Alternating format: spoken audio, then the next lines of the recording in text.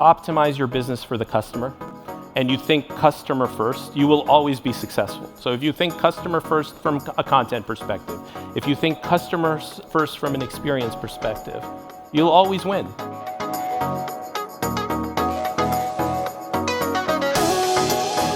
Monty, how do you think about windowing? I know in the streaming world, windowing and mixing maybe theatrical releases and streaming releases. How do you think about this if you have, for example, a movie?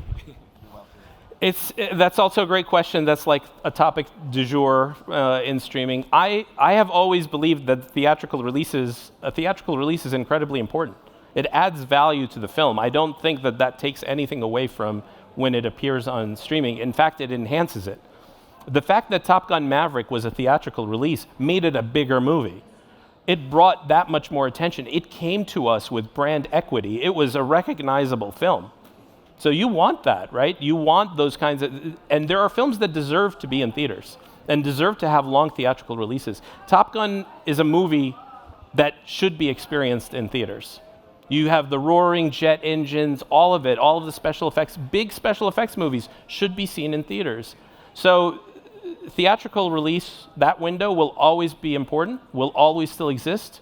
I think people can enjoy a piece of content, a film, in the theater and also enjoy it at home later. I don't think that those are mutually exclusive. There are going to be films that have shorter theatrical releases and some that don't and come straight to streaming. But I'm a big supporter of all of the windows. Sounds great. We'll go to a question here, and then I think there's somebody waving over here later. Yes, hello.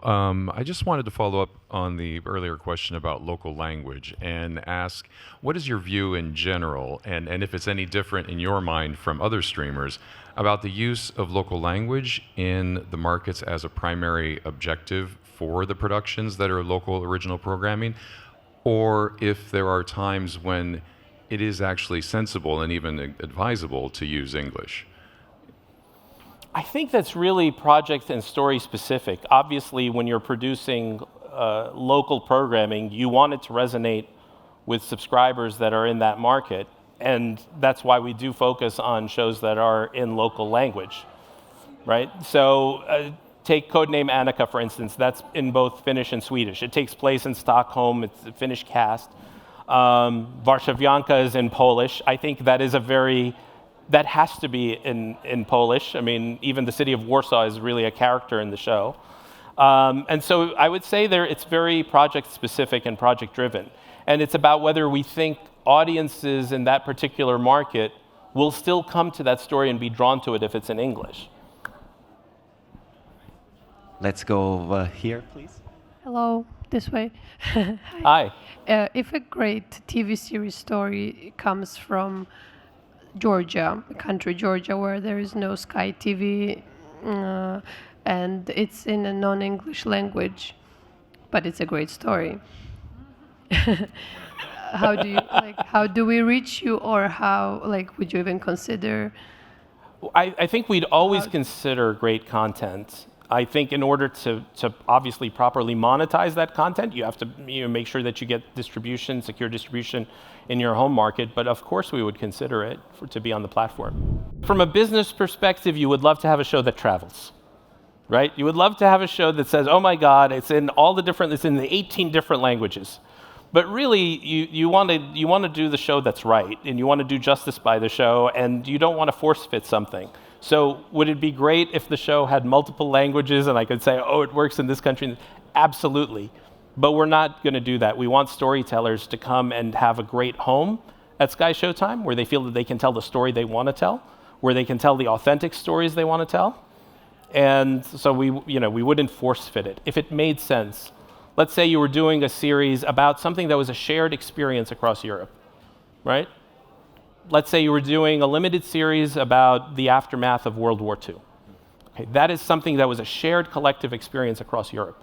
You can easily see that taking place in multiple countries, multiple languages, multiple storylines. That lends itself to it. So I think if the story itself lends itself to it, then yes, we would do that.